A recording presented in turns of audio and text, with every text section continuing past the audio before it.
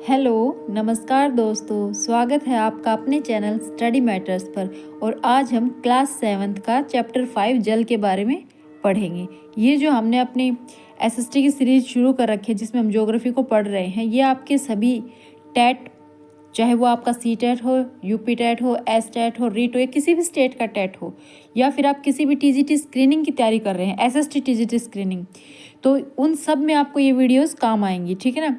ये नहीं है कि स्पेसिफिक किसी सी टेट के लिए है या स्पेसिफिक एस टेट के लिए है, क्योंकि जो भी एसएसटी टीचर बन रहा है, चाहे उसे टेट देना है या कोई टीजीटी स्क्रीनिंग का एग्जाम देना है, वो किसी भी तरह की टीजीटी स्क्रीनिंग की प्रिपरेशन कर रहा है, तो वहाँ आपकी ये एनसीईआरटी जो है 6 to 10 क्लास तक की एनसीईआरटी, क्योंकि आपको पढ़ाना क्या है, आपको 6 to 10 यानी बच्चों को ही तो पढ़ाना है ना, उनको क्या पढ़ाना है, एनसीईआरटी की बुक्स ही पढ़ानी है। तो आपका सिलेबस ये फिक्स है कि ये सिलेबस आपका जरूर आएगा। ठीक है ना।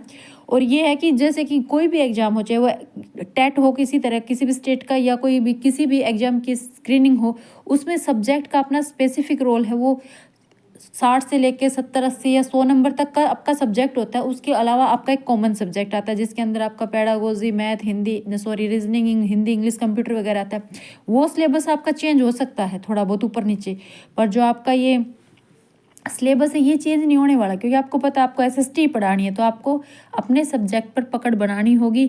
और ये भी नहीं है कि आपका आने वाला एग्जाम है, जैसे किसी बोले कि सी टेट हो रखा है या एस टेट का टेस्ट क्लियर हो गया, सी टेट हो गया तो अपना प्रिपरेशन छोड़ दे। नहीं, क्योंकि एस टेट और सी टेट जो है वो तो आपका एक क्वालिफाइंग मार्क्स चाहिए। आप उसमें थोड़ा कम भी पढ़ते हैं तो भी आप उसको क्लियर कर लेते हैं, पर क्या है, अगर आपको स्क्रीनिंग देनी है ना, तो वहाँ आपको अच्छे से जम की तैयारी करनी पड़ेगी। तो इसलिए अपने सिलेबस को पहले से प्रिपेयर रखिए, और जब भी किसी भी एग्जाम का नोटिफिकेशन आता है, चाहे वो DSSS भी हो, चाहे आपका KVS हो, NVS हो, चंडीगढ़ से हो, या EMRS हो, या किसी भी स्कूल का, जब भी आपको नोटिफिकेशन मिलता है, तो आप सिर्फ रिवीजन, आपको पास नोटिफिकेशन आने के बाद, अप्लाई करने के बाद इतना ही टाइम मिलता है कि आप उसमें रिवीजन कर पाएँ, क्योंकि एसएस का सिलेबस जो है वो बहुत ही वास्ट है, बहुत ज़्यादा है।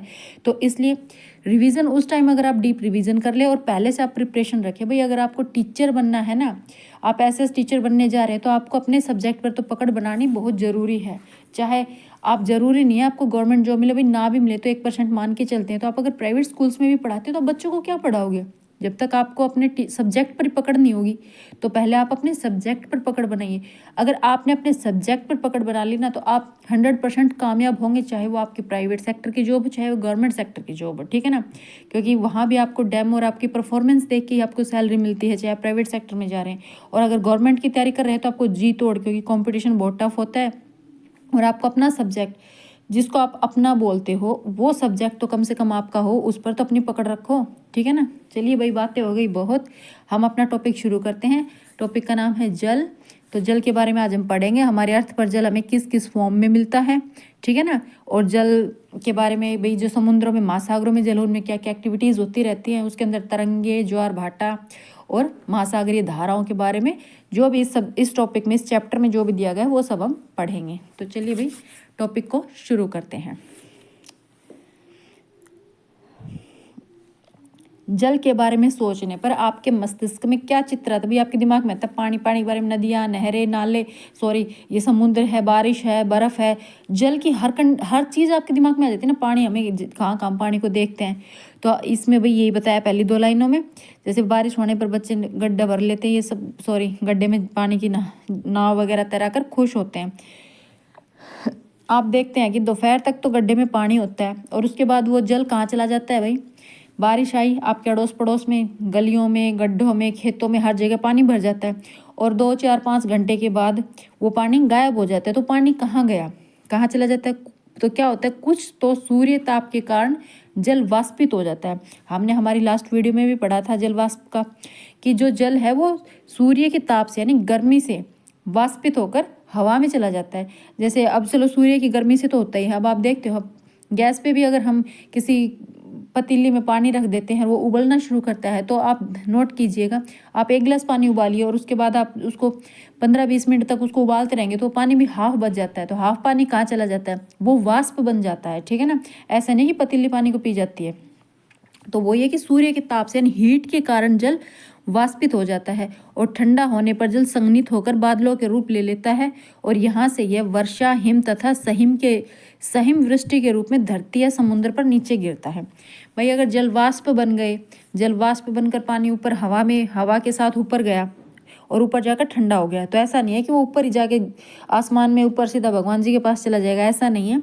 वो आएगा तो नीचे ही, है ना, वाटर साइकिल है। तो जो जल वाष्प बनकर ऊपर पहुंचा और ऊपर जाकर जब टेम्परेचर कम है वहाँ ये जल वाष्प संघनित हो जाते, ठंडे हो जाते हैं और बूंदों के रूप ले लेते हैं और बूंदे बादलों का रूप ले लेती हैं।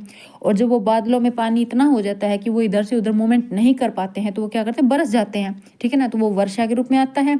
हिम बर्फ के रूप में भी आपने देखा होगा भाई, हमारे जो ध्रुव हैं जिनको हम उत्तरी ध्रुव, दक्षिणी ध्रुव यानी साउथ पोल, नॉर्थ पोल बोलते हैं, वहाँ पर क्या होता है, हमेशा बर्फ जमी होती है ना, तो वहाँ पे पानी गिरता है, पर वो क्या होता है, वहाँ टेम्परेचर कम होता है तो वो पानी नीचे आता आता बर्फ का रूप ले लेता है, वहाँ बर्फ गिरती है, ठीक है ना। सहिम यानी ओलावृष्टि होती है।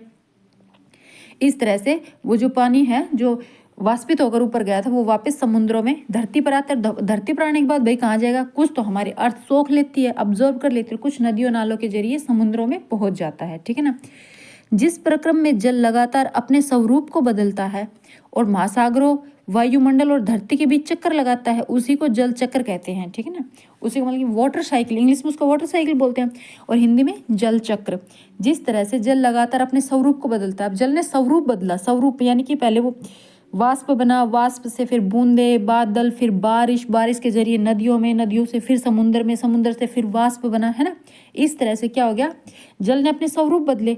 तो जब जल अपने स्वरूप बदलता है तो उसी को जल चक्र कहते हैं, यानी कि कंटिन्यू वही प्रोसेस चलती रहती है। समुद्र में आएगा, समुद्र से ऊपर आकाश में पहुंचेगा और वहां से फिर वापस नीचे आएगा। तो ये जल चक्र, ये प्रोसेस है, इसमें वो अपना पानी जो अपना स्वरूप बदल रहा है और यही अपने अर्थ के अंदर ही चक्कर लग रहा है, ऐसा नहीं अर्थ से बाहर कहीं चला जा रहा है, ठीक है। हमारी पृथ्वी थलशाला के समान है, जो शताब्दियों पूर्व उपस्थित थी वही आज भी मौजूद है। थलशाला का मतलब है कि ये कह रहा है कि जिस जल का प्रयोग आज हम हरियाणा के खेतों में सिंचाई के लिए कर रहे हैं ना, वो पानी हो सकता है सैकड़ों वर्ष पहले अमेजन नदी में हो। तो इसको आप समझिए, भाई ये नहीं है कि अपना हरियाणा का पानी हरियाणा में ही बरस रहा है, राजस्थान का पानी राजस्थान में बरस रहा है। हो सकता है जो पानी कभी यूएस में बरसा था, अमेरिका में बरस था, वो आज हमारे इंडिया में पहुंच गया और हमारे इंडिया का पानी अफ्रीका पहुंच गया हो, ठीक है ना। क्योंकि वाष्प बनकर बादल ऐसा थोड़ी है कि भाई उनकी भी बाउंड्रीज हैं कि भाई इंडिया के बादल इंडिया में ही बरसो, अमेरिका के बादल अमेरिका में बरसो, ठीक है ना। ऐसा नहीं है। वाष्प बनकर जो बादल ऊपर बनते हैं हो सकता है वो इंडिया से बाहर दूसरी कंट्री में बरस रहे, दूसरी कंट्री में जो बादल जल वाष्पित हुआ वो इंडिया में आ गया हो, ठीक है ना। तो ये कह रहा है कि इस मतलब कि जल का प्रयोग हम इसमें आपने ये समझ में आ गया होगा, अमेजन नदी में बह रहा हो। आगे चलते हैं भाई। लवण जल के मुख्य स्रोत ताल, सोते और हिमनद हैं। लवण जल जिसमें नमक नहीं है, एक होता है लवण जल। लवण जल जिसमें नमक होता है, खारा पानी, वो आपको समुद्रों में मिलता है। और लवण जल जो पानी खारा नहीं है, जिसको हम यूज़ करते हैं, पीते हैं, अपने डेली काम में यूज़ करते हैं, ठीक है ना, वो पानी हमें कहाँ से मिलता है, नदी, ताल, सोते, हिमनद आदि, ठीक है ना, इनमें हमें वो पानी मिलता है। तो ये कौन सा पानी हुआ, ये आपका लवण जल हुआ जिसमें नमक नहीं होता है, जिसको हम यूज़ कर सकते हैं। समुद्रों का जल लवणीय होता है, इसमें अधिकांश नमक, सोडियम क्लोराइड, यानी कि इसके अंदर नमक होता है, जिसे सोडियम क्लोराइड कहते हैं। जो हम खाना बनाने में, खाने में जो नमक डालते हैं ना, वो नमक होता है, उसे हम खाने में यूज़ करते हैं, ठीक है ना। तो लवण जल आपको नदी तालाबों से यहाँ से मिलेगा। और हिमनद होते हैं ग्लेशियर्स, हमारे जो हैं, जो पहाड़ों पर जो बर्फ़ जमती है, वो भी एक साफ स्वच्छ पानी का सोर्स है, वहाँ से हमें स्वच्छ पानी मिलता है, ठीक है ना। पर अगर वो कंटिन्यू, अब वो क्या, एक बात समझिए, कुछ पानी तो समुद्र अर्थ के अंदर है, ठीक है ना, और कुछ नदियों में है, और कुछ नदियों में कहाँ से आया भाई, बारिश से आया। और जो पहाड़ी नदियाँ हैं, जो जहाँ पहाड़ों पर बर्फ़ पिघलती है, बर्फ़ से पिघला हुआ पानी धीरे धीरे नदियों में आता रहता है ना। तो ये पानी क्या है, ये साफ़ पानी के सोर्सेज हैं, जहाँ से हमें साफ़ स्वच्छ पानी मिलता है, पीने लायक पानी, मीठा पानी। और नदियों का पानी फिर कहाँ जाता है, नदियों का तो हम सारा पानी नहीं यूज़ करते हैं ना, नदियों का पानी कहाँ जाता है, नदियों का पानी तो समुद्र में चला जाता है। तो वो जो साफ़ पानी है वो भी तो धीरे धीरे समुद्र में ही जा रहा है ना, और वो समुद्र में जाकर क्या हो रहा है, खारा पानी बन रहा है ना। चलिए भैया अब आगे चलते हैं। पहले हम ये समझते, देखिए जल का वितरण, या इसमें बताया गया है जल का वितरण कहाँ कहाँ कितना है। जो हमारे पास पानी है हमारी अर्थ पर, अब अर्थ पे जो पानी उसको हम 100% मानते हैं भाई, 100% पानी है फिलहाल, जो 100% पानी है, तो उसको अब वो पानी कहाँ कहाँ कितना है हम ये देखते हैं। तो हम सभी जानते हैं कि पृथ्वी की सतह का 3/4 भाग जल से ढका है, और यदि धरती पर थल की अपेक्षा जल अधिक है, हमें पता भी जमीन का हमने पढ़ा था ना, 21% हमारी अर्थ है और 79% हमारा पानी है। तो अब ये क्या है, तो अनेक देशों में जल की कमी, फिर भी मतलब कि सोच तो इतना पानी है कि रहने की ज़मीन कम है और पानी ज़्यादा है, तो फिर भी पानी की कमी के बारे में सुनते रहते हैं हमेशा कि पानी की किल्लत है, पानी बचाओ, है ना। तो ये क्यों है, तो आप इसका अब हम इसको यहाँ समझते हैं कि पृथ्वी पर मौजूद संपूर्ण जल, जो पृथ्वी पर जो पूरा पानी है ना, जो 79% जो पानी है, वो पानी क्या है, हमारे यूज़ के लायक नहीं है सारा पानी, ठीक है ना। इसको हम यहाँ देखते हैं महासागरों में। अब महासागर में कितना पानी है भाई, महासागर में है 97% पानी, तो 97% पानी, 97.3%, और वो कैसा पानी है, वो नमक का पानी है, नमकीन लवणीय जल है, जिसको हम यूज़ नहीं कर सकते हैं, ठीक है ना। वो बहुत ही खारा है, ना हम उसको पी सकते हैं, ना अपने किसी काम में यूज़ कर सकते हैं।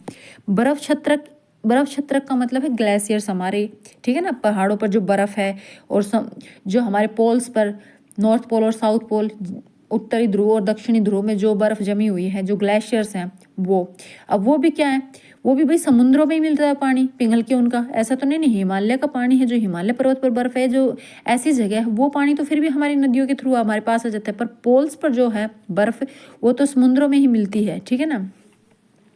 मतलब कि पोल्स पर जो बर्फ़ है वो जो पिघलती है हमारे नॉर्थ पोल और साउथ पोल पर, तो वो तो पिघल कर समुद्र में ही पहुंच जाती है। जैसे एक मिनट में आपको यहाँ समझाती हूँ थोड़ा सा, हाँ हाँ जी, यहाँ देखिए, अब आप ये आपका देखिए, थोड़ा आपको साफ तो कम दिखाई देगा, ये आपका दक्षिणी महासागर है, ठीक है ना, और ये आपका अंटार्कटिका है।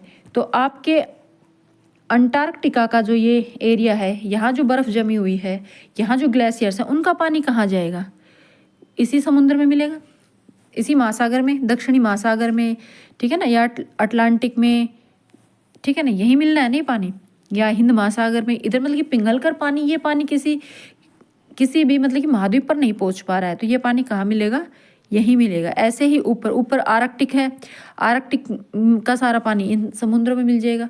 हाँ, जो ये पहाड़ है, जैसे अपने इंडिया का ये पहाड़ है यहाँ, तो इन पहाड़ों का पानी क्या होगा, वो तो फिर भी हमारे गंगा नदी, ब्रह्मपुत्र नदी, इन नदियों से, छोटी छोटी जो नदियाँ हिमालय से निकल रही हैं, उन नदियों के थ्रू थोड़ा सा हमारी अर्थ मतलब कि एरिया, ऐसे प्लेन एरियाज़ में आता है जहाँ हम उसको थोड़ा यूज़ कर सकते हैं, पर वो भी इतना पानी आता है, मतलब कि अगर गर्मी ज़्यादा होती है तो ज़्यादा पानी पिघलेगा। ऐसा तो नहीं है कि हम डेली उतना ही पानी, मतलब कि जितना नदियों में आ रहा है वो सारा पानी हम यूज़ कर सकते हैं, नहीं यूज़ कर सकते हैं, तो वो पानी बाकी आगे कहाँ जाएगा, वो भी समुद्र में मिल जाएगा, और समुद्र के खारे पानी में मिल जाएगा। आई होप आपको समझ आया होगा। चलिए भाई, अब आगे आते हैं, तो बर्फ़ छत्रक आपको समझ में आ गया। अब आते हैं भूमिगत जल पर। अब ये जो भूमिगत जल है ये कितना है, ये है 0.68, यानी कि 1% से भी कम है भाई, 0.68 है। ये भूमिगत का मतलब है भूमि के नीचे हमारा जो वाटर, लैंड वाटर है ना, जिसको हम हैंडपम्प, कुएं, ट्यूबवेल वगैरह से निकालते हैं, वो पानी है हमारा। ये भी साफ़ पानी है भाई, प्योर पानी है, इसको हम यूज़ कर सकते हैं। तो ये आपका 0.68 है।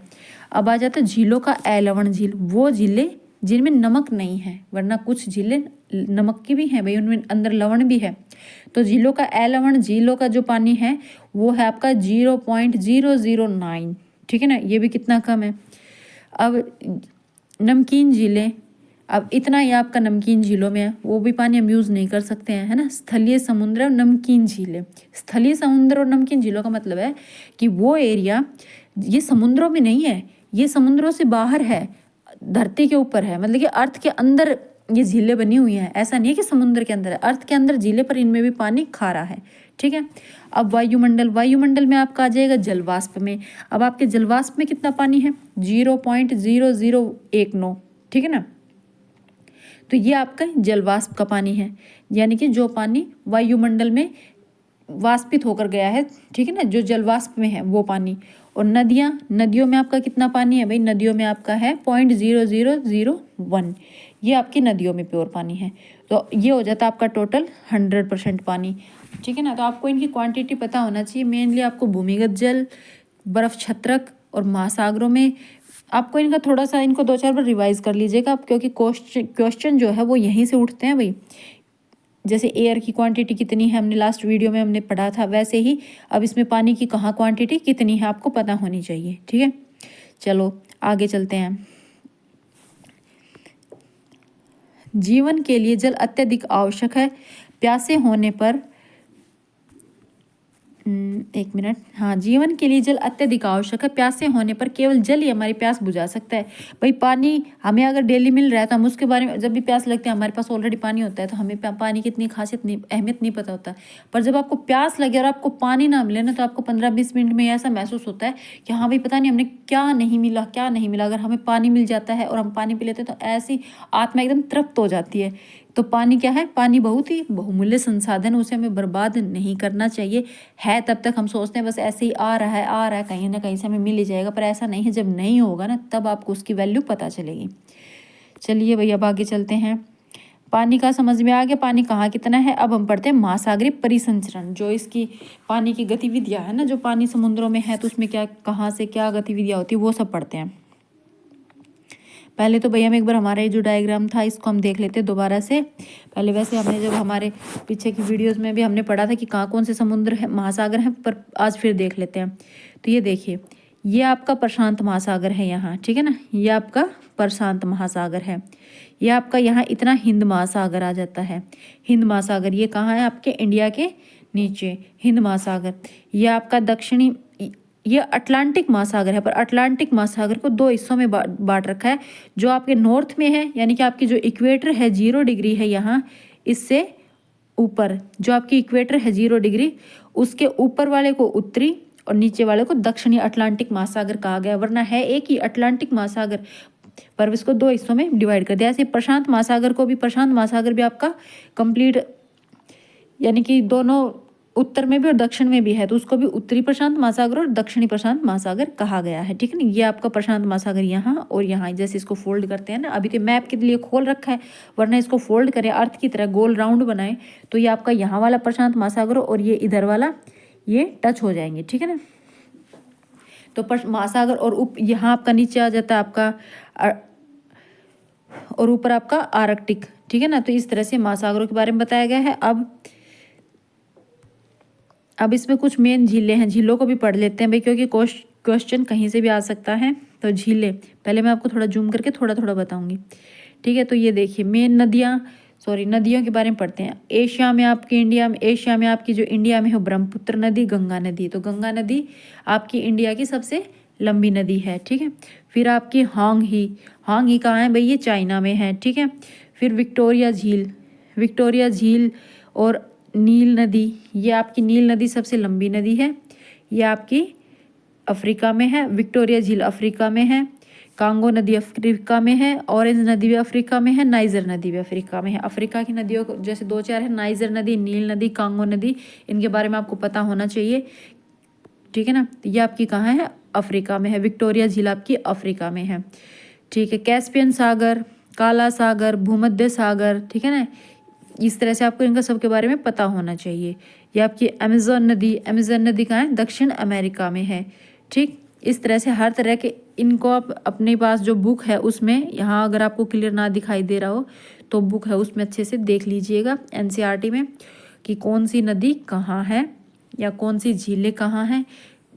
कुछ और ज़्यादा नहीं तो आपको उनके कॉन्टिनेंट्स के, महाद्वीपों के बारे में पता होना चाहिए कि उस महाद्वीप में है, ठीक है ना। ये क्वेश्चन बन जाता है एग्जाम में। चलिए भैया आगे चलते हैं। अब हम आ जाते हैं हमारे महासागरीय परिसंचरण पर।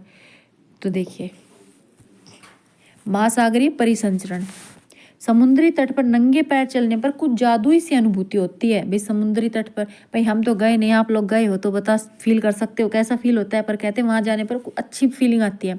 एक तो नीचे ठंडी ठंडी नरम बालू, ठंडी हवा, समुद्री पक्षी, वायु में लवणीय गंध यानी नमक की, और लहरों का संगीत, जैसे लहरें चलती रहती हैं तो उनकी आवाज़, ये सब चीज़ें क्या है, सम्मोहित करने वाली होती हैं। ताल एवं झील के शांत जल के विपरीत, भाई हमने नदी, हमारे पास जो झीलें हैं, तालाब हैं, है ना, उनमें तो क्या होता है, पानी शांत होता है, उनमें कोई हलचल नहीं होती है। पर महासागरीय जल जो है ना, उसमें हमेशा गतिविधियाँ होती है। तो ये ध्यान रखिएगा कि महासागरीय जल हमेशा गतिमान होता है। जो एग्जामिनर है, जो क्वेश्चन पेपर बनाता है, वो नहीं इसी तरह से यहीं से क्वेश्चंस उठाता है, इन्हीं लाइनों से। अब ये नहीं पता होता कि वो मेन पॉइंट्स वाले क्वेश्चंस उठाए, ज़रूरी नहीं है वो इस तरह के क्वेश्चंस भी उठा सकता है कि क्या भाई आपके जो शांत एरिया, आपके जो स्थलीय एरिया के अंदर जो तालाब झीलें हैं उनमें पानी में गतिविधि होती है, या महासागरीय समुद्र में, किसी भी तरह से क्वेश्चन बना सकते हो। तो आपको पता होना चाहिए कि महासागरीय जल में हमेशा गतिविधि होती है। जो ताल झील वगैरह जो ये हैं, ये इनमें क्या होता है, पानी शांत रहता है, इनमें इतनी गतिविधियाँ नहीं होती हैं, ठीक है ना। यह पानी, कौन सा पानी, समुद्र का पानी कभी शांत नहीं रहता। महासागरों की गतिविधियों को इस प्रकार वर्गीकृत किया गया है। कैसे, जैसे तरंगे, ज्वार भाटा और धाराएं। अब हम इनको धीरे धीरे सबको पढ़ेंगे। तरंगे क्या है, ज्वार भाटा क्या है, धाराएं क्या है। तो सबसे पहले हम तरंगों पर आ जाते हैं। तरंगे क्या होती है, जिनको इंग्लिश में हम वेव्स बोलते हैं, है ना, ओशियन वेव्स। तो देखिए तरंगों के बारे में हम पढ़ते हैं। तरंगे समुद्र तट पर गेंद से खेलते समय जब हम गेंद पानी में गिर जाती है तो क्या होता है। यह दृश्य बहुत मनोरंजक होता है कि कैसे तरंगों के साथ गेंद वापस तट पर लौट आती है। और जब महासागरीय सतह पर जल लगातार उठता और गिरता रहता है तो उसे ही तरंगे कहा जाता है। मतलब कि समुद्र में जो लहरें उठती हैं ना, उन्हें ही तरंगे बोलते हैं। जैसे आपने देखा होगी कभी समुद्र के किनारे अब एक गेंद से खेल रहे थे, तरंगे आई और पीछे गई तो वो आपकी गेंद को वापस ले गई। और जब आपकी वो तरंगे वापस समुद्र की तट की तरफ वापस आ रही हैं तो वो आपकी गेंद को वापस ले आएंगी, ठीक है ना। मैं एक मिनट आपको यहाँ समझाने की कोशिश करती हूँ। तरंगे बताओ कैसे बनती है। तरंगे हवा से बनती हैं। जैसे ये समुद्र की सतह है, पानी है ये, ठीक है ना, ये सी लेवल है, सॉरी हाँ पानी है यहाँ समुद्र में, ये आपका समुद्र और ये इसमें पानी है। अब ऊपर से आ रही हवा, हवा जब ऊपर से फोर्स लगाएगी ना, बल लगाएगी, तो पानी का जो पानी की सतह पर ऊपर का पानी है ना, ये ऐसे ऐसे आगे ऊपर नीचे होगा, इसमें लहरें बनेंगी क्योंकि हवा फोर्स लगा रही है। और हवा के फोर्स लगाने से पानी क्या होगा, इसमें तरंगे बनेंगी। ऊपर वाला पानी है जो उसमें हलचल होगी, तरंगे बनेंगी। तो हवा जब फोर्स लगाएगी तो उससे क्या होगा, पानी में हलचल होगी और तरंगे बन जाएंगी। तो तरंगे कैसे बनते हैं आपको पता होना चाहिए। तरंगे बनती है हवाओं से, ठीक है। हवा जब ऊपर से चलती है तो वो पानी पर दबाव बना रही है ना, और पानी पर दबाव बनाएगी तो पानी की जो ऊपरी सतह है उसमें मूवमेंट्स हो गए, तो वो इस तरह से मूव करेंगी जैसे मैंने आपको दिखाया है। तो ऐसे क्या बनती है, तरंगे बनती हैं। तूफान में, अब यहाँ देखिए, तूफान में तेज वायु चलने पर विशाल तरंगे उत्पन्न होती हैं। हाँ जी भाई, तेज हवा चलेगी तो ज़्यादा प्रेशर लगाएगी, है ना, और ज़्यादा प्रेशर लगाएगी तो और ज़्यादा पानी में ज़्यादा हलचल होगी, ज़्यादा बड़ी तरंगे बनेंगी। इसके कारण अत्यधिक विनाश भी होता है, ठीक है।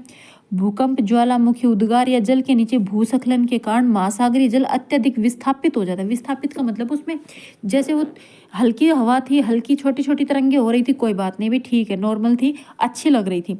पर क्या हो गया, अब अगर पानी की सतह के नीचे भी मूवमेंट होती है, वापस से हम यहीं चलते हैं, इसी स्पेस पर आपको बताने की कोशिश करती हूँ।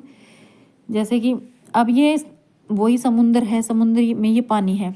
अब पानी के नीचे क्या, अभी पानी के नीचे भी तो सतह है ना, ये आपकी पानी की समुद्र की सतह है, ओशन बेड जिसको बोलते हैं, पानी समुद्र की सतह। अब प्लेट्स तो इसके नीचे भी हैं, सतह के नीचे भी हमने क्या पढ़ा, हमारी टेक्टोनिक्स प्लेट्स में की जो थ्योरी थी उसमें हमने क्या पढ़ा था कि हमारी प्लेट्स हमेशा मूवमेंट करती रहती हैं। अब यहाँ किसी तरह से ज्वालामुखी उद्गार हो रहा है, ज्वालामुखी फट रहा है, तो क्या होगा, ज्वालामुखी की एक्टिविटीज़ होंगी तो ऊपर का पानी में हलचल मचेगी, है ना, तो बड़ी तरंगे उठेंगी। अब यहाँ ज्वालामुखी फटेगा तो आप एक बात मान के चलो, ये पानी है आपका, तो यहाँ पानी की लहरें ऊंची होंगी। अब वो लहरें वापस नीचे धड़ाम से गिरेंगी तो उसमें पानी में हलचल होगी, है ना। अगर यहाँ भूकंप आ रहा है, अब यहाँ समझिए आप एक मिनट, ये पानी है, अब यहाँ भूकंप आया, यहाँ ये भूकंप का केंद्र है, जहाँ से भूकंप उद्गम केंद्र है, शुरू होता है, ठीक है ना। उद्गम केंद्र से यहाँ जैसे अधिकेंद्र है, सॉरी उद्गम केंद्र तो इसके भी नीचे होता है अर्थ में, ये आपका अधिकेंद्र है। अब यहाँ से भूकंप की वेव्स आई और ये यहाँ ये समुद्र के नीचे यहाँ अधिगम केंद्र है। अब यहाँ भूकंप आएगा तो भूकंप की वेव से जो जब ऊपर खड़ी बिल्डिंगें गिर जाती हैं तो ये सोचिए समुद्र के पानी पे क्या इफेक्ट नहीं आएगा, पानी पर तो इफेक्ट आएगा। तो पानी में बड़ी बड़ी लहरें बनेंगी, ठीक है ना, बहुत बड़ी बड़ी लहरें, छोटी नहीं। अब बड़ी लहरें उठेंगी, वो आगे फोर्स करेंगी, वो आगे फोर्स करेंगी, और ऐसे करके पानी में जो लहरें बनेंगी वो समुद्र में, हमारे जो तटीय क्षेत्र होते हैं ना, कोस्टल एरिया जो होता है, जो समुद्र के किनारे जो नगर शहर जो स्टेट्स बने हुए हैं, जैसे आंध्र प्रदेश है, उड़ीसा है, इस तरह के जो स्टेट्स है समुद्र के किनारे हैं, तो इनमें क्या होगा, इसका सीधा इफेक्ट जो समुद्र के किनारे जो तटीय एरिया है वहाँ जो लोग रहते हैं, वहाँ जिनके घर हैं, वहाँ बहुत ज़्यादा नुकसान करेंगे। इस तरह से सुनामी बनता है। जब समुद्र में भूकंप आता है ना, बहुत बड़ी लहरें उठती हैं, उसी को सुनामी कहा जाता है, ठीक है ना। समुद्र में जब बहुत बड़ी लहरें उठती है उसी को सुनामी कहा जाता है। यहाँ देखिए हम पढ़ते हैं, जैसे भूकंप से ज्वालामुखी का उद्गार, ज्वालामुखी फट रहा है अंदर, तो भाई जो ऊर्जा निकल रही है अर्थ के नीचे भूकंप से भी और ज्वालामुखी से भी जो ऊर्जा निकल रही है, वो ऊपर जो पानी उसको शांत थोड़ी रहने देगी। अगर एक बूंद अपने पास एक गिलास पानी लीजिए और उसमें ऊपर से आप 1 या 2 बूंद ही डाल के देखिए, तो उसी से इतना इफेक्ट पड़ता है कि पानी कितना घूम जाता है, हिल जाता है ना सारा पानी। तो ये सोचिए कि जब समुद्र के नीचे से ऊष्मा निकलेगी, एनर्जी रिलीज हो रही है, तो वो पानी पर इफेक्ट डालेगी। तो इस तरह से क्या होता है, बहुत बड़ी, अब जल के नीचे भूस्खलन, भूस्खलन का मतलब है कि जब टेक्टोनिक प्लेट मूवमेंट करती है, कोई प्लेट ऊपर की नीचे, नीचे के ऊपर हो जाती है, ठीक है ना, तो वो भूस्खलन हो जाता है। तो उसमें क्या होता है, महासागरीय जल विस्थापित, विस्थापित मतलब उसमें बहुत ज़्यादा गतिविधि होती है एक जगह से पानी। अब अभी आप सोचिए, अगर प्लेट सरक गई ऊपर से नीचे, लैंडस्लाइड हो गया, भाई भूस्खलन हो गया समुद्र की सतह के नीचे भी। जैसे कि अब ये सतह है, अब इस सतह में ये एरिया ऊपर रह जाए और ये नीचे चला जाए, तो यहाँ क्या गर्त बन जाएगा ना, तो एकदम से पानी इसके अंदर भर जाएगा, तो उसमें क्या होगा, पानी में एक्टिविटी होगी, होगी ना। उसी तरह से भूकंप आ जाए तो क्या होगा, पानी में एक्टिविटी होगी, तो इससे क्या होगा, महासागरीय जल अत्यधिक विस्थापित होता है। किसके कारण, भूकंप आने से, ज्वालामुखी आने से, सॉरी ज्वालामुखी के उद्गार होने से और जल के नीचे भूस्खलन होने से। तो इसके परिणाम स्वरूप 15 मीटर तक की ऊंचाई वाली विशालीय तरंगे उठ सकती है, विशालीय ज्वारीय तरंगे उठ सकती हैं, जिसे सुनामी कहते हैं, ठीक है ना। तो सुनामी आपका कब आता है, जब बहुत बड़ी बड़ी तरंगे उठती हैं, और वो किससे उठती हैं, भूकंप से, ज्वालामुखी से, या जल के नीचे भूस्खलन से, ठीक है ना। यानी अब तक सबसे विशाल सुनामी 150 मीटर मापा गया है। यहाँ तो 15 मीटर ही बताया गया है, बट आ चुके हैं ना जितने भी सुनामी, उसके अंदर 150 मीटर सबसे विशाल सुनामी 150 मीटर मापा गया है, जिसमें तरंगे 700 किलोमीटर प्रति घंटे की गति से चलती है।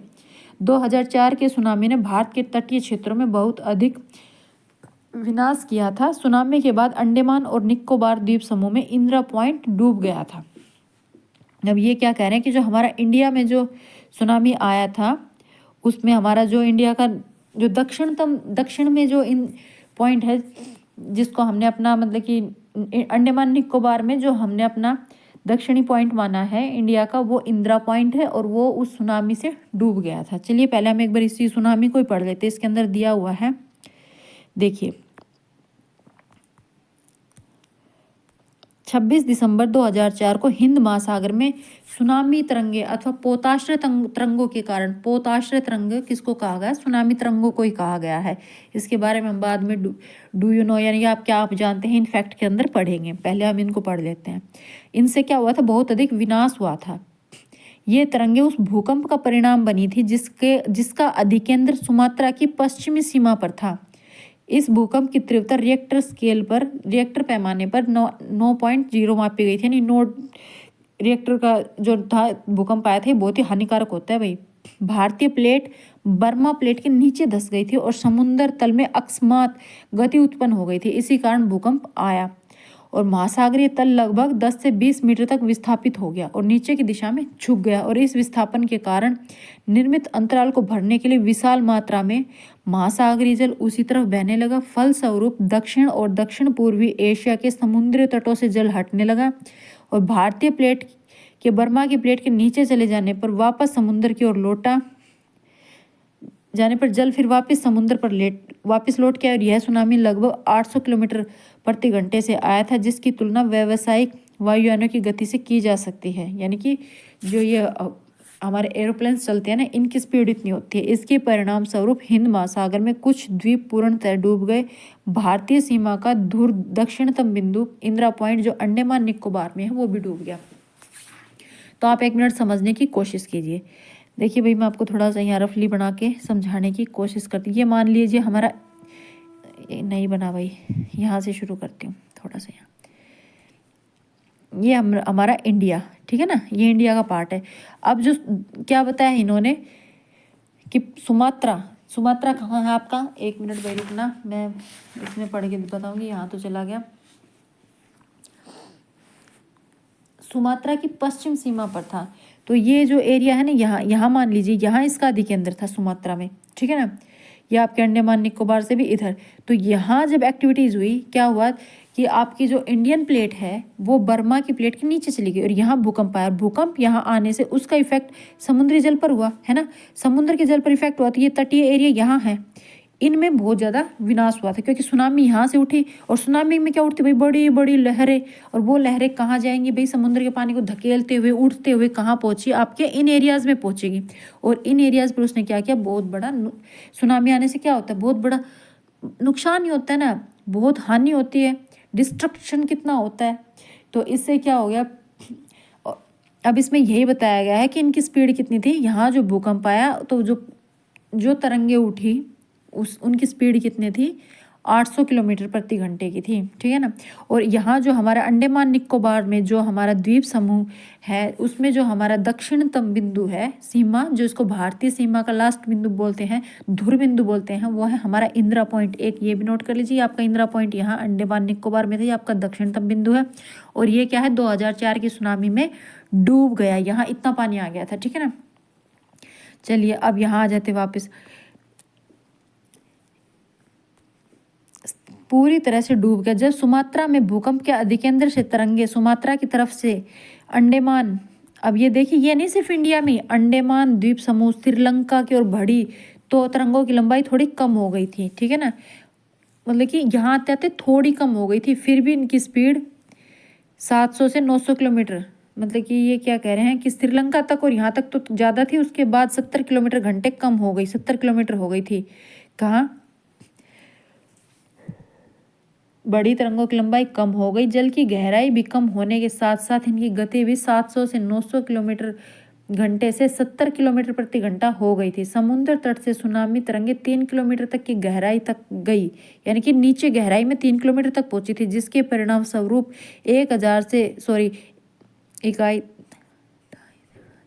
10,000 से भी अधिक लोगों की मृत्यु हो गई और 1 लाख से अधिक घर प्रभावित हुए थे। भारत में आंध्र प्रदेश के तटीय प्रदेश, तमिलनाडु, केरल, पुदुचेरी, अंडमान और निकोबार द्वीप समूह सर्वाधिक प्रभावित हुए थे। ये जो आपके स्टेट्स है ना, इनमें सबसे ज़्यादा नुकसान हुआ था, बहुत ज़्यादा हानि हुई थी यहाँ। यद्यपि भूकंप का अनुमान लगाना संभव नहीं है, फिर भी सुनामी के संकेत 3 घंटे पहले मिल सकते हैं। प्रशांत महासागर में प्राथमिक चेतावनी की ऐसी प्रणालियाँ क्रियाशील है, लेकिन हिंद महासागर में ये सुविधाएं नहीं है। अब देखिए, प्रशांत महासागर जो है ना, वहाँ पर क्या है, उसको रिंग ऑफ फायर भी बोला गया। वहाँ पर भूकंप आते रहते हैं, ज्वालामुखी फटते रहते हैं, ठीक है ना। तो वहाँ क्या है, कंटिन्यू ये प्रोसेस चलती रहती है। तो वहाँ पता है भाई, पता नहीं कब अचानक से यहाँ सुनामी आ जाए, कब भूकंप आ जाए, कब ज्वालामुखी फट जाए। तो वहाँ पहले से सारी तैयारियाँ करके रखी गई हैं। पर हिंद महासागर क्या था, हिंद महासागर में कभी सुनामी इतना खास कभी कभी ही आता है, पता नहीं था। और भूकंप की जो प्रक्रिया है वो भी यहाँ बहुत कम होती है, इसलिए यहाँ पहले से कोई भी खास तैयारी नहीं कर रखी थी। दिसंबर 2004 में जिस सुनामी ने दक्षिण एवं दक्षिण पूर्वी एशिया के तटों पर तबाही मचाई थी ना, वह पिछले कई 100 वर्षों से अधिक विनाशकारी सुनामी थी। मतलब कि 100 वर्षों से, कई 100 वर्ष यानी 200-400 वर्षों में सबसे ज़्यादा नुकसान पहुंचाने वाली सबसे विनाशकारी सुनामी यही थी 2004 की, जो सुमात्रा अधिकेंद्र था और जिसने दक्षिण एवं दक्षिण पूर्वी एशिया का दक्षिण भाग यानी इंडिया व एशिया के दक्षिण में है, और दक्षिण और पूर्वी एशिया के तटों पर इसने तबाही मचाई थी, ठीक है ना। अब क्या, हिंद महासागर में निरीक्षण आरंभिक चेतावनी प्रणालियां एवं हिंद महासागर के तटीय निवासियों की जागरूकता की कमी, यानी कि जो हिंद महासागर के तटीय एरियाज में, हिंद महासागर जिस भी स्टेट जो राज्य कंट्री लगती है, जो कंट्री हिंद महासागर को टच करती है, तो भाई उनका तटीय एरिया भी बनता है। जैसे अपने इंडिया का एरिया है ये तटीय एरिया, तो इन सब को जैसे हमने यहाँ पढ़ा था ना, ये तो ये हमारे कोस्टल एरिया है यहाँ। तो यहाँ क्या है, इस कोस्टल एरिया में जो लोग रहते हैं उनको इतनी जागरूक भी नहीं थे, उनको पता भी नहीं था सुनामी क्या है। क्या होता है सुनामी आने से पहले आप जो समुद्र का पानी होता है ना, अभी मैं 1 मिनट आपको दोबारा बताती हूँ। ये मान लीजिए हमने इंडिया का पार्ट बना लिया, तो ये जो हमारे कोस्टल एरिया है यहाँ जो घर लोग रहते हैं, तो क्या होता है समुद्र का पानी जो होता है वो सुनामी आने से पहले अंदर की तरफ चला जाता है, समुद्र की तरफ जो किनारे होते हैं ना वो खाली हो जाते हैं यहाँ, ठीक है ना। तो लोग यहाँ खड़े थे, उन्होंने देखा भाई पानी जो है समुद्र का पानी अंदर की तरफ जा रहा है, समुद्र के जो समुद्र के किनारे हैं, समुद्र का जो किनारे हैं सब भाई तटीय एरिया है, ये एकदम खाली हो गया, पानी सारा पीछे चला गया, इधर पानी सारा पीछे चला गया। तो सब लोग इस अचंभे को देख रहे थे खड़े होके, भाई ये क्या हो रहा है, सब मजे ले रहे थे, मनोरंजन कर रहे थे, एक तरह से दर्शक बने खड़े थे। और उनके देखते देखते ही पानी पीछे गया और फिर पानी इतनी स्पीड से आया यहाँ, इतनी स्पीड से, इतनी बड़ी लहरें बन के कि उन्होंने सब कुछ यहाँ डुबा दिया, ठीक है ना। तो इससे बहुत ज़्यादा नुकसान, लोगों को पता नहीं था कि सुनामी आने से पहले ऐसी एक्टिविटीज़ होती है कि समुद्र का पानी पीछे सरक जाता है। वो तो ये देखे भाई क्या अचंभा हो गया, भाई क्या कुदरती करिश्मा हो रहा है कि समुद्र का पानी पीछे ही जा रहा है, तट जो है वो बिल्कुल खाली हो गया। वो तो यहाँ ये सब एक मनोरंजन कर रहे थे, एक तरह से दर्शक बने खड़े थे, और अचानक से फिर उन पर इतना बड़ा कहर टूट पड़ा, ठीक है ना। तो ये क्या है, एक तो यहाँ हिंद महासागर में पहले से कोई भाई ऐसी प्रणालियाँ लागू नहीं कर रखी थी जिससे पता चले कि भूकंप आएगा, सुनामी आएगी, भी 3 घंटे पहले पता चल जाते तो भी लोग बचाव कर सकते थे। और फिर लोगों में भी इतनी जागरूकता नहीं थी कि उनको भी नहीं पता था सुनामी आने पर क्या होता है, ठीक है ना। तो वही बात यहाँ बताई गई है। देखिए सुनामी आने का प्रथम संकेत होता है तटीय क्षेत्र में जल की कमी, और फिर विनाशकारी तरंगे उठने लगते हैं। जब तट पर ऐसा होता है तो लोग ऊंचे स्थानों पर न जाकर अचंभे को देखने के लिए तट पर इकट्ठा हो गए। भाई ऊंचे स्थानों पर तो नहीं गए, बचाव तो नहीं किया उन्होंने, वो तो उस अचंभे को देखने लगे क्योंकि उन्हें इस बारे में नॉलेज ही नहीं थी, ठीक है ना। और जब सुनामी की विशाल तरंग आई तो बड़ी संख्या में उत्सुक खड़े दर्शक, भाई जो दर्शक बन के खड़े देख रहे थे कि अब क्या होगा, अब क्या होगा, उनको ये थोड़े पता था कि इतनी तगड़ी सुनामी आएगी कि तुम यहीं खत्म हो जाओगे, तुम्हारा तो नाम निशान मिट जाएगा। तो उन दर्शकों की मृत्यु हो गई। आई होप आपको ये सुनामी और वेव समझ में आ गया होगा। तरंगे, अब हम हमारा ज्वार भाटा, अब सेकंड जो था वो आपका ज्वार भाटा। अब ज्वार भाटे को पढ़ लेते भाई क्या होता है ज्वार भाटा।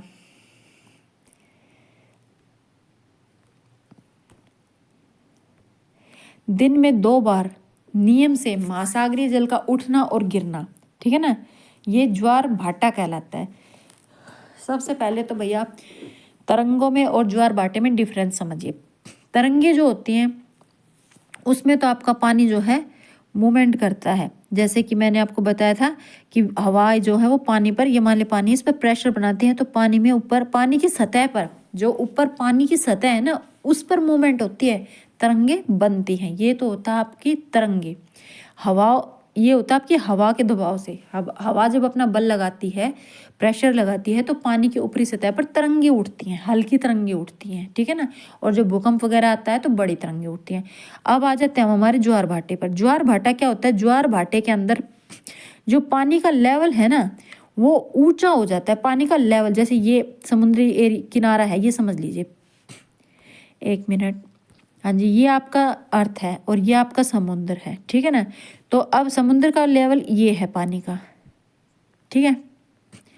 अब जब पानी ज्वार भाटे में क्या होता है, पानी का लेवल ऊंचा हो जाएगा, थोड़ा सा पानी समुद्री एरिया मतलब कि तटीय एरिया पर ऊपर आ जाएगा ज्वार भाटे में। और जब ज्वार भाटा डाउन जाएगा तो पानी का जो लेवल है वो ये नीचा हो जाएगा, ठीक है ना। तो पहले हम थोड़ा सा पढ़ते हैं फिर हम आगे इसको डिस्कस करते हैं। देखिए दिन में 2 बार नियमित रूप से महासागरीय जल का उठना और गिरना, यानी कि पानी एक बार उठेगा, जब पानी आपका उठता है तो मैंने आपको बताया वो थोड़ा तटीय एरियाज पर आगे आ जाता है ना। और जब आपका पानी गिरता है तो वो ये तटीय एरियाज पे हटकर पानी वापस समुद्र में नीचे यहाँ आ जाता है ना। यही ज्वार भाटा है। एक बार पानी आपका ये कितना होता है दिन में नियमित रूप से, यानी कि रोजाना दिन में 2 बार होता है महासागरीय जल का उठना और गिरना, ही ज्वार भाटा कहलाता है। जब आपका पानी चढ़ता है तो ये आपका ज्वार बन जाता है, समझ रहे हैं। और जब ये पानी हटता है तो ये आपका भाटा बन जाता है। बस आपको ये पता होना चाहिए। सिंपल से लोकल लैंग्वेज में आपको बताने की कोशिश करूँगी। भाटा का मतलब भाटा, हम लोकल लैंग्वेज में बोलते हैं भाटे दिखाई देंगे, यानी कि समुद्र के किनारे जो पत्थर गिरे होते हैं, जो भाटे गिरे होते हैं, वो दिखाई देने लग जाए। वो कब दिखाई देंगे? जब पानी नीचे उतर जाएगा, समुद्र की सतह का पानी नीचे चला जाएगा तो भाटा दिखाई देता है, यानी कि तब बन गया भाटा। और जब पानी, समुद्र की सतह का पानी चढ़ जाता है ऊपर तक, यानी कि हमने देखा हम खेतों में ज्वार उगाते हैं तो कितनी लंबी बढ़ती है ना, तो ज्वार ऊंचाई तक पहुंच जाए तो वो आपकी ज्वार, और जब समुद्र के किनारे के भाटे दिखने लग जाए तो वो आपका भाटा। भाई मैंने लोकल लैंग्वेज में समझाने की कोशिश की है, किसी को समझ में आया हो तो अच्छा है, आप कोरिलेट कीजिए। इससे क्या होता है, आसानी होती है। कई बार हमें ज्वार भाटे में कन्फ्यूज़न हो जाता है कि भाई पानी का चढ़ना ज्वार था या भाटा था, पानी का उतरना ज्वार था या भाटा था। तो यहाँ आप समझ सकते हैं कि जब पानी चढ़ता है तो आपकी ज्वार होती है, और जब पानी उतरता है तो आपका भाटा होता है, ठीक है ना। और ज्वार भाटे में क्या होता है, सी लेवल का घटाना बढ़ना होता है, उसमें तरंगे नहीं उठती हैं ज्वार भाटे में, और तरंगे हवा के प्रेशर से उठती हैं। और ज्वार भाटे में सी लेवल आपका ऊपर होगा और नीचे होगा। जो समुद्र का जो पानी है ना, समुद्र की सतह का पानी, वो कभी आपके तटीय एरियाज के ऊपर आ जाएगा और कभी नीचे चला जाएगा। और ये ऐसा कब होता है, दिन में 2 बार होता है। जब सर्वाधिक ऊंचाई तक पानी उठकर, जल सर्वाधिक ऊंचाई तक उठता है, उठकर जल तट के बड़े हिस्सों को डुबो देता है, यानी समुद्री तट होते हैं, तट जो होते हैं उनके बड़े हिस्सों को डुबो देता है, तो पानी चढ़ता है। सीधी सी बात है, जब सर्वाधिक ऊंचाई तक जल उठकर तट के बड़े हिस्सों को डुबो देता है तो उसे ज्वार कहा जाता है, यानी कि जब पानी चढ़ता है, ऊपर होता है। और जब जल अपने निम्नतम स्तर तक आ जाता है और तट से पीछे चला जाता है, भाई एक बार तो तट पर आगे आया, चढ़ गया लेवल, तो वो आपका ज्वार हो गया, और जब वो पीछे आ गया तो वो आपका भाटा हो गया, ठीक है। अब ये कब ज्वार और कब आते हैं और भाटा कब आता है? अब ये क्यों आते हैं? ये ज्वार और भाटा सूर्य, चंद्रमा और पृथ्वी, इन तीनों की सिचुएशन पर आते हैं कि कौन सी स्थिति में कब, इनकी कंडीशंस के ऊपर डिपेंड करता है। किसकी? आपकी सूर्य, आपका चंद्रमा और आपकी पृथ्वी, इन तीनों की कंडीशंस पर ज्वार भाटे आते हैं, ठीक है ना। तो चलिए भाई, आज भी थोड़ी तबीयत खराब है। पहले देखें वृहत ज्वार पढ़ते हैं। पहले ये देखिए, सूर्य और चंद्रमा शक्तिशाली गुरुत्वाकर्षण बल के कारण पृथ्वी की सतह पर ज्वार भाटे आते हैं। पहले तो आप इसी को समझने की कोशिश कीजिए। अब मैं आपको एक बात बताती हूँ, यहाँ से थोड़ा सा आपको रफली समझाती हूँ। अब ये देखिए, ये आपकी अर्थ है, ठीक है, ये आपका सन है, और ये लगा लीजिए मून है। अब तीनों कि अपना अपना भाई अपने अपने गुरुत्वाकर्षण होता है ना, अपनी अपनी ग्रेविटी है। सन अपनी तरफ खींचता है, मून भी अपनी ग्रेविटी से खींचता है। अब अर्थ पर जो क्या, अब अर्थ को जब ये तीनों दोनों अपनी तरफ खींचते हैं ग्रेविटी से, मून भी खींच रहा है, सन भी खींच रहा है। ये आपका सन है और ये आपका मून है और ये आपकी अर्थ है। भाई समझ जाना, ऐसा ही लिखा जा रहा है, ठीक है ना। तो क्या होगा, जब सूरज भी अपना गुरुत्वाकर्षण बल लगा रहा है, चंद्रमा भी अपना गुरुत्वाकर्षण बल लगा रहा है, तो ऐसा तो है नहीं कि अर्थ की ज़मीन उखड़ के भाग जाएगी, अर्थ पर जो बैठे लोग हैं वही उठ के चले जाएंगे, नहीं। पर हाँ, अर्थ पर जो पानी है ना, वो लिक्विड फॉर्म में है, उसमें हलचल होगी। तो अर्थ का जो पानी है वो थोड़ा सा इधर खिंचाव आएगा उसमें, ठीक है ना। अर्थ के पानी में अर्थ का पानी खींचेगा हल्का, ऐसा भी नहीं है कि खिंच के सारा चंद्रमा पर और सूर्य पर ही चला जाएगा, नहीं। उसमें थोड़ा सा खिंचाव आता है। जब पानी में खिंचाव आता है तो वो क्या हो जाता है, आपका ज्वार हो जाता है, ठीक है ना। तो जब सूरज चंद्रमा अपनी तरफ खींचते हैं तो वो ज्वार होता है। तो वो यहाँ यही समझाया गया है। ये देखिए, सूर्य और चंद्रमा शक्तिशाली गुरुत्वाकर्षण बल के कारण पृथ्वी की सतह पर ज्वार भाटे आते हैं। तो आपको ये पता होना चाहिए कि पृथ्वी की सतह पर जब ज्वार भाटे क्यों आते हैं, जब सूर्य और चंद्रमा के गुरुत्वाकर्षण बल के कारण आते हैं, ठीक है। जब पृथ्वी का जल चंद्रमा के निकट होता है उस समय चंद्रमा के गुरुत्वाकर्षण से जल अभिकर्षित होता है, जिसके कारण उच्च ज्वार आते हैं। पूर्णिमा और अमावस्या के दिनों में सूर्य, चंद्रमा और पृथ्वी तीनों एक सीध में होते हैं। इस समय सबसे ऊंचे ज्वार आते हैं। ये आप यहाँ समझिए, देखिए, ठीक है ना। अब देखिए, ये पृथ्वी आपकी, ये आपकी पृथ्वी, ये आपका चंद्रमा और ये आपका सूर्य, ठीक है। अब तीनों क्या है, एक ही सीध में है। अब तीनों एक ही सीध में कब होते हैं, या तो पूर्णिमा को या अमावस्या को, ठीक है ना। अब ये देखिए, सूर्य, चंद्रमा जो है, चंद्रमा पृथ्वी के ज़्यादा नज़दीक है तो चंद्रमा का गुरुत्वाकर्षण और भी ज़्यादा काम करता है। अब यहाँ चंद्रमा अपनी तरफ खींच रहा है, अब सूर्य भी अपनी तरफ खींच रहा है, तो ये देखिए चारों तरफ जो दिखा रखा है ना पृथ्वी का, ये पानी दिखा रखा है चारों तरफ, तो ये पानी में उठाव दिख रहा है ना आपको, उभार दिख रहा है, तो ये ही ज्वार है। ठीक है, और जब ये तीनों एक सीध में होते हैं ना तब सबसे बड़ा ज्वार आता है, यानी बृहत ज्वार भाटा, सबसे ऊंचाई वाला ज्वार आता है उस दिन। तो सबसे अधिक जब तीनों एक सीध में होते हैं, जैसे अब यहाँ नीचे भी है, अब ये इधर भी खींच रहा है और ये इधर भी खींच रहा है, तो दोनों तरफ से भाई अर्थ जिस साइड जितना पानी है वो दोनों तरफ से खींच जाएगा ना। सूर्य की तरफ पानी वो सूर्य ने खींच लिया, अर्थ की तरफ है वो चंद्रमा की तरफ है वो चंद्रमा ने खींच लिया। तो यहाँ क्या हो रहा है, यहाँ भी वृहत ज्वार आएंगे। अब इधर का पानी इधर और इधर का पानी इधर हो रहा है, तो यहाँ भी वृहत ज्वार आ रहा है। वृहत ज्वार भाटा कब आता है, जब सूर्य चंद्रमा पृथ्वी तीनों एक सीध में होते हैं, और तीनों एक सीध में कब होते हैं, पूर्णिमा और अमावस्या को। ठीक है ना, तो पूर्णिमा और अमावस्या को वृहत ज्वार भाटा आता है। अब क्वेश्चन जो है एग्जामिनर कैसे भी मॉडिफाई कर सकता है, बस आपको पता होना चाहिए कि सूर्य चंद्रमा पृथ्वी तीनों एक सीध में पूर्णिमा और अमावस्या को होते हैं, और जब ये तीनों एक सीध में होते हैं तभी वृहत ज्वार आता है। ज्वार मतलब ऊंचाई तक पानी उठता है। समझ में आ गया, इसे ही वृहत ज्वार कहते हैं। लेकिन जब चंद्रमा अपने अंतिम चतुर्थांश पर होता है तो चांद सूर्य का गुरुत्वाकर्षण विपरीत दिशाओं में महासागरीय जल पर पड़ता है, जिसके परिणाम स्वरूप निम्न ज्वार भाटा आता है, और इसी को लघु ज्वार भाटा कहते हैं। अब इसको और देख लेते हैं भाई लघु ज्वार भाटे को। अब ये देखिए यहाँ क्या है, ये आपकी पृथ्वी, ये आपका सूर्य और ये आपका चंद्रमा। अब सूर्य यहाँ खींच रहा है, चंद्रमा यहाँ खींच रहा है। अब कोई ये देखिए, चंद्रमा ने तो पृथ्वी का सिर पकड़ लिया और सूर्य ने पृथ्वी के हाथ पकड़ लिए, तो ऐसा है ना तो वो चंद्रमा की तरफ ही जा रही है ना वो सूर्य की तरफ ही जा रही है, थोड़ा कभी उधर जा रही है थोड़ा कभी इधर आ रहा है। तो क्या होता है, इससे कम ज्वार पैदा होता है, जो बल है वो एक तरफ नहीं लग रहा है।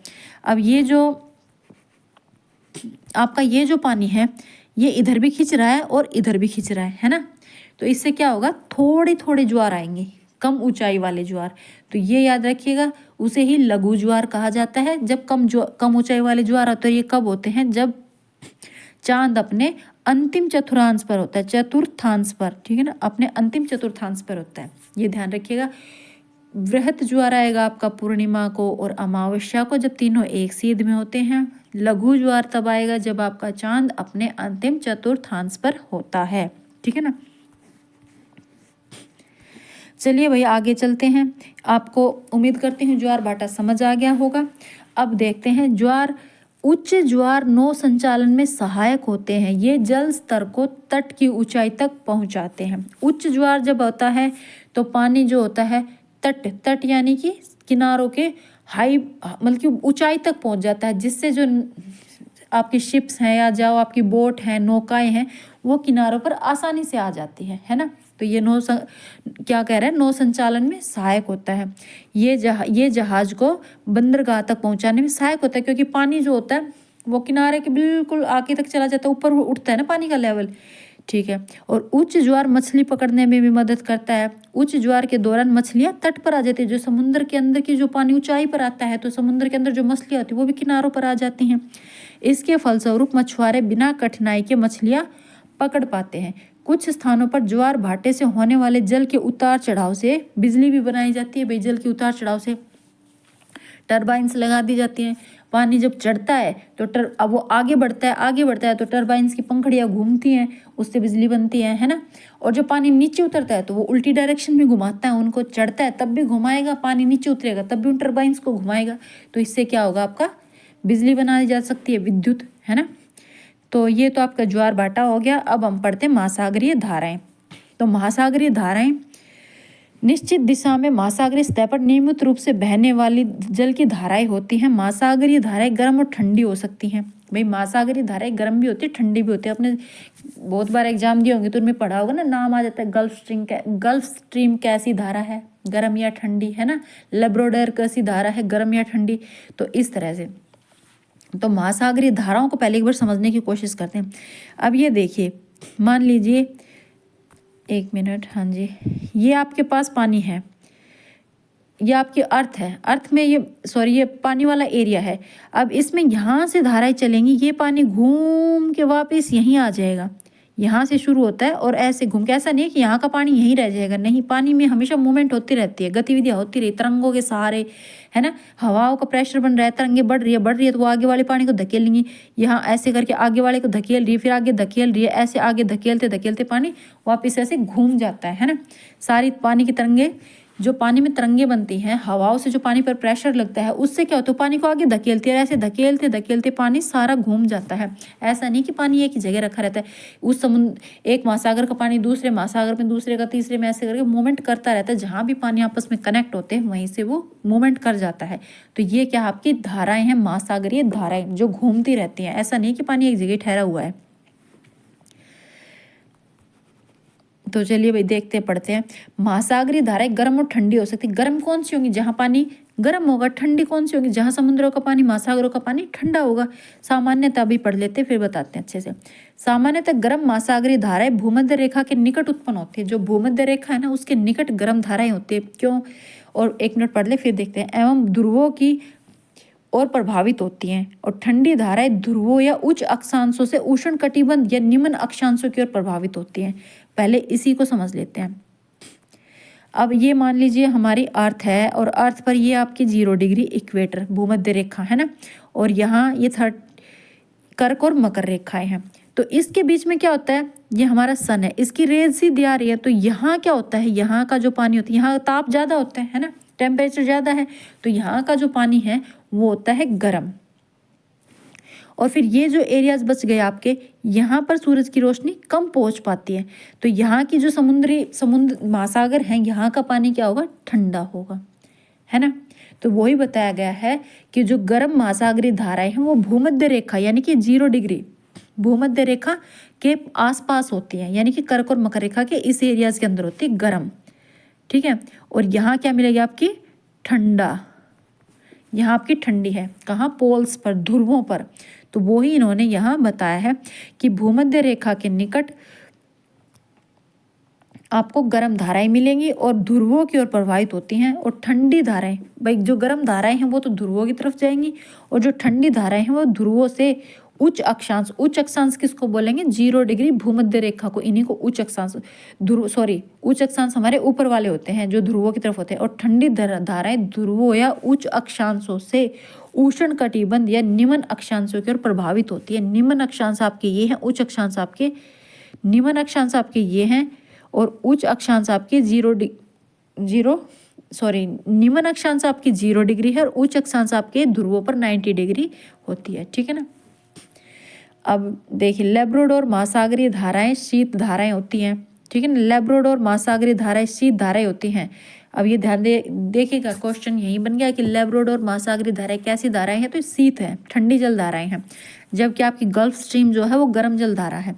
महासागरीय धाराएं किसी क्षेत्र के तापमान को प्रभावित करती है।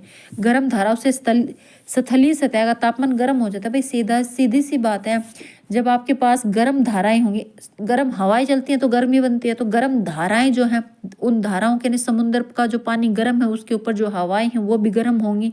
तो उससे क्या होगा, आपके वो हवाएं जो समुद्र से आपके स्थल की तरफ आएंगी, जिस एरियाज में आप रह रहे हो समझो, तो वहाँ जब गर्म हवाएं आएंगी तो वो क्या होगा, वो एरिया भी गर्म हो जाएगा, है ना।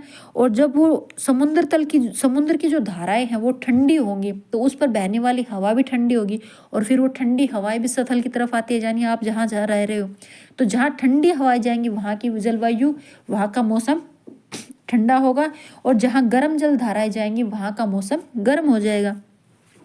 तो ये तापमान को प्रभावित करते हैं। गर्म जल धाराएं हवाओं को गर्म कर देंगी, हवाएं गर्म है तो फिर तापमान भी गर्म हो जाए, ज़्यादा हो जाएगा।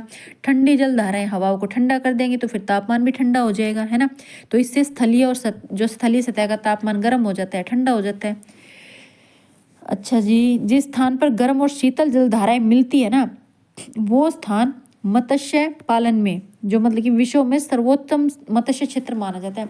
भाई एक कंफर्टेबल जोन बन जाता है वहाँ, गर्म और ठंडी जहाँ मिक्स होंगी, ना वहाँ ज़्यादा ठंडा ना ज़्यादा गर्म, और जहाँ पर एकदम परफेक्ट एनवायरनमेंट बनेगा ना, कंफर्टेबल जोन बनेगा, वहीं पर तो लोग रहना ज़्यादा पसंद करेंगे। अब आप है, अगर आपको बहुत ज़्यादा गर्मी में रहने को कहा जाए नहीं रह सकते, बहुत ज़्यादा ठंड में रहने को कहा जाए नहीं रह सकते, और जहाँ इन दोनों का मिक्सचर होगा ना, जहाँ आपको मिलेगा भी टेम्परेचर सहन करने लायक है, ना ज़्यादा ठंडा ना ज़्यादा गर्म, वहीं तो जाकर बसोगे। उसी तरह से मछलियाँ भी क्या होती हैं, जहाँ गर्म और ठंडी धाराएँ मिलती है ना, तो वो पानी एकदम, जिसको वार्म वाटर बोलते हैं ना, एकदम गर्म, लोकल लैंग्वेज में निवाया, तो उस जगह पर जाकर मछलियाँ भी ज़्यादा स्टे करती हैं और वहीं पर वो अपने अंडे वगैरह देती हैं। तो वहाँ पर क्या होगी, मछलियाँ सबसे ज़्यादा होंगी, तो वही सर्वोत्तम मत्स्य क्षेत्र माना जाता है। जापान के आसपास उत्तर अमेरिका के पूर्व तट इसके कुछ उदाहरण हैं। ठीक है, देखिए भाई, इस एग्जाम्पल से समझने की कोशिश कीजिए। अगर आपको क्लियरली दिखाई दे रहा हो, मुझे तो ये दिख नहीं रहा भाई। अब हाँ, यहाँ पहले आपको एक बात समझा देती हूँ। देखिए, ये जो आपको रेड कलर दिख रहा है ना, ये रेड कलर के एरोज बने हुए, ये गर्म जल धाराएं हैं, ठीक है ना। और जो ये ब्लू कलर के एरोज बने हुए हैं ना, ये नीचे, ये आपकी ठंडी जल धाराएं हैं, ठीक है ना। तो आप यहाँ देखिए, समझिए अच्छे से। अब गर्म कहाँ है, देखिए ये आपकी इक्वेटर है, 0 डिग्री है ना, तो इसके आसपास आपको गर्म मिलेंगी। और नॉर्थ में ज़्यादातर आपका क्या है, नॉर्थ में पानी कम है और आपकी स्थल ज़्यादा है। आपके जो जितने महाद्वीप हैं ज़्यादातर नॉर्थ में ही है ना, तो वहाँ आपको फिर भी गर्म जलधारा ही ज़्यादा दिखाई देंगी, मिलेंगी। और जो आपका साउथ है, यानी कि दक्षिण भाग है, यहाँ आपकी क्या है, समुद्र ज़्यादा है, तो यहाँ पानी क्या है, जमा हुआ है। वहाँ तो फिर भी स्थल है, स्थल पर अगर टेम्परेचर कम है तो भी पानी तो नहीं है ना, वहाँ तो बर्फ़ नहीं जमती है। अगर वहाँ आपके सूर्य की ताप नहीं पहुँच रहा है, कहाँ पर, आपके इस एरिया में अगर सूर्य का ताप कम पहुँचता है, भाई जो आपका उत्तरी ध्रुव है, नॉर्थ पोल है, वहाँ अगर सूर्य का ताप कम पहुँचता है तो वहाँ बर्फ़ कम जमती है, क्योंकि वहाँ एरिया कौन सा है, स्थल है। स्थल पर उतनी नहीं जमेगी जितनी पानी में बर्फ़ ज़्यादा जमेगी, है ना। और ये आपका जो दक्षिणी पार्ट है, यहाँ क्या है, यहाँ अगर आपकी धूप, भाई सूर्य का ताप नहीं पहुँच रहा है, गर्मी नहीं पहुँच रही है, तो यहाँ जो पानी है वो भी जम गया, बर्फ़ के ग्लेशियर से बर्फ़ जमी पड़ी है जो आपका यहाँ इस एरिया में, ठीक है ना। तो क्या होगा, यहाँ ठंडी जलधाराएं मिलेंगी आपको, और भूमध्य रेखा के आसपास आपको गर्म जलधाराएं मिलेंगी। और फिर ये क्या होता है, ठंडी और गर्म जलधाराएं भी आपस में मिलती तो हैं, ऐसा तो नहीं है कि कभी मिलेंगी नहीं। यहाँ देखिए आप, अब ये जो जलधाराएं हैं, ये ठंडी, ये जो गर्म जलधारा है, यहाँ से गर्म शुरू हो रही है ना, ये गर्म जलधारा यहाँ से चल रही है और फिर ये इस एरिया में आ रही है, तो यहाँ की ठंडी हो जा रही है, फिर ये ठंडी जलधारा वापस यहाँ गर्म में जा रही है। तो जहाँ ये गर्म और ठंडी जलधाराएं आपस में मिल रही हैं, वो एरिया ऐसा है जहाँ पर मछलियाँ, भाई सबसे ज़्यादा मछलियाँ मिलती है, मत्स्य पालन अच्छा होता है यहाँ पे, ठीक है ना। अब जहाँ गर्म, अब यहाँ और पढ़ लेते हैं, जहाँ गर्म और ठंडी जलधारा मिलती है वहाँ कोहरे वाला मौसम भी बनता है। इसके फलस्वरूप नौ संचालन में बाधा उत्पन्न होती है। भाई जहाँ धुंध पड़ जाएगी, कोहरा बन जाएगा, ठीक है ना, तो वहाँ कुछ दिखाई नहीं देगा। कोहरे, कोहरा नहीं, कोहरे वाला, कोहरे का मतलब होता है, कोहरा तो वो होता है जब ऊपर से पानी भी, ये सब चीज़ें बरसती हैं, पर कोहरा वो होता है जहाँ धुआं धुआं सा हो जाता है। गर्म और ठंडी जलधाराएं मिलने से एक धुएं धुएं का ऐसा, बादलों का ऐसा मौसम हो जाता है, वहाँ पानी नहीं होता है, बस वो धुआं सा, ऐसा धुंधलापन सा हो जाता है, ठीक है ना, वो होता है कोहरा। कोहरे में और कोहरे में डिफरेंस होता है। कोहरा तो ये है जो हमारे यहाँ, अब हम हरियाणा में हैं तो हमारे यहाँ उत्तर प्रदेश में हो या दिल्ली में हो, जहाँ भी हो, तो अभी ठंड के मौसम में दिसंबर जनवरी में जब सुबह उठते हैं, और कई बार तो पूरा पूरा दिन भी आसमान साफ नहीं दिखाई देता, हमारे आसपास क्या होती है, धुंध सी छाई रहती है, तो उसमें ओस होती है, उसमें पानी भी होता है, पर वो होता है कोहरा। और कोहरा जो होता है, कोहरे के अंदर पानी नहीं होता, वो ठंडे और गर्म पानी के मिलने से जो धुआं सा क्रिएट होता है ना, धुंधलापन सा, बादल ऐसे, बादलों जैसे इफेक्ट सा दिखाई देता है, वो होता है आपका कोहरा, ठीक है, धुआं सा दिखाई देता है। तो वो क्या होता है, आपकी नौ संचालन में बाधा उत्पन्न करता है। आपकी शिप्स वगैरह जो चलती हैं उसमें वहाँ वो डायरेक्शंस भूल जाते हैं, उनको कुछ दिखाई नहीं देता। ये तो भाई आपका चैप्टर हो गया। अब हम इसमें कुछ है ना डू यू नो के फैक्ट हैं, उनको और पढ़ लेते हैं। देखते हैं भाई, जैसे ये यहाँ दे रखे हैं, जैसे क्या आप जानते हो, तो यहाँ से भी क्वेश्चन बन सकता है। सुनामी जापानी भाषा का एक शब्द है जिसका अर्थ है पोताश्रय तरंगे, पोताश्रय तरंगे। तो सुनामी कौन सी भाषा का शब्द है, जापानी का, जिसका क्या मतलब है, पोताश्रय तरंगे, क्योंकि सुनामी आने पर पोताश्रय नष्ट हो जाते हैं, तो पोताश्रय तरंगे इसलिए कहा गया। पोताश्रय का मतलब होता है बंदरगाहें या समुद्री किनारे, जहाँ पर आप जहाज़ों को में रोकते हैं वहाँ, ठीक है ना, तो वो एरिया ख़त्म हो जाता है, तो उसको पोताश्रय तरंगे कहा गया है सुनामी को। जापानी लैंग्वेज का ये वर्ड है। जब समुद्री सतह पर पवन बहती है तब तरंगे उत्पन्न होती है और जितनी तेज पवन बहती है तरंग भी उतनी ही तेज उत्पन्न होती है। जैसे मैंने आपको बताया था कि हवाएं जो है वो अपना दबाव, अपना बल पानी की सतह पर लगाती हैं, तो उसमें क्या होती है, ऐसे करके पानी की सतह पर जब बल लगेगा तो ऐसे करके ऐसे लहरें बनती चली जाएंगी। ठीक है ना। चलिए भाई अब आगे और देखते हैं कुछ हो रहा है क्या। हाँ जी, 22 मार्च को आपका जल दिवस के रूप में मनाया जाता है और इस दिन क्या होता है, जल संरक्षण की विभिन्न विधियों को प्रबलित किया जाता है कि भाई इस दिन नई नई स्कीम्स लागू की जाती हैं कि भाई ऐसे करके पानी बचाओ, ये ऐसे यूज़ करो, ऐसे पानी बचाओ, पानी बहुत ज़रूरी है। तो आपका 22 मार्च क्या हो गया, जल दिवस हो गया। हाँ जी, और भी है क्या, हाँ ये और भी है। अब देखिए लवणता, लवणता को कैसे मापा जाता है पानी के अंदर, जो समुद्रों में लवणता है तो वो 1000 ग्राम यानी कि 1 लीटर पानी, ठीक है ना, 1 किलो लीटर पानी, 1000 ग्राम जल में मौजूद नमक की मात्रा महासागरों की औसत लवणता होती है। तो महासागरों की औसत लवणता कितनी है, 35,000 प्रति ग्राम, सॉरी 35 भाग प्रति 1000 ग्राम जो है आपकी लवणता है पानी में। 1000 ग्राम जल में लवणता कितनी है, 35 भाग प्रति 1000 ग्राम, ये औसत लवणता है। ठीक है ना। इसके अलावा जो आपका इजराइल का जो मृत सागर है ना, जिसको डेड सी कहा जाता है, वहाँ 340 ग्राम प्रति लीटर यानी कि 1 लीटर पानी में 340 ग्राम लवणता है। और लवणता का मतलब है नमक है वहाँ इतना। और जहाँ तैराक जो है ना, तैराक का मतलब जो वहाँ तैराकी करने लोग जाते हैं वो उसमें पल्लव, पल्लव मतलब तैर सकते हैं, डूबते नहीं हैं, ऊपर ही बिना हाथ पाँव कोई एक्टिविटी किए भी ऊपर ही रहते हैं, क्योंकि नमक की अधिकता सघन बना देती है। ये ध्यान रखिएगा, जहाँ नमक ज़्यादा होगा उस पानी में कहीं कुछ भी नहीं डूबेगा, ऊपर ही तैरता रहेगा। ठीक है। इसके अलावा आई थिंक आपके सभी डू यू नो हो चुके हैं। ठीक है ना। आज आपका ये चैप्टर होता है यहीं ख़त्म। आई होप आपको अच्छे से समझ आया होगा। अगर आपको वीडियो में जो मैंने बताया है वो अच्छे से समझ आया है तो प्लीज़ लाइक कीजिए और कमेंट कीजिए। Thank you. कल मिलते हैं नेक्स्ट वीडियो में नेक्स्ट टॉपिक के साथ।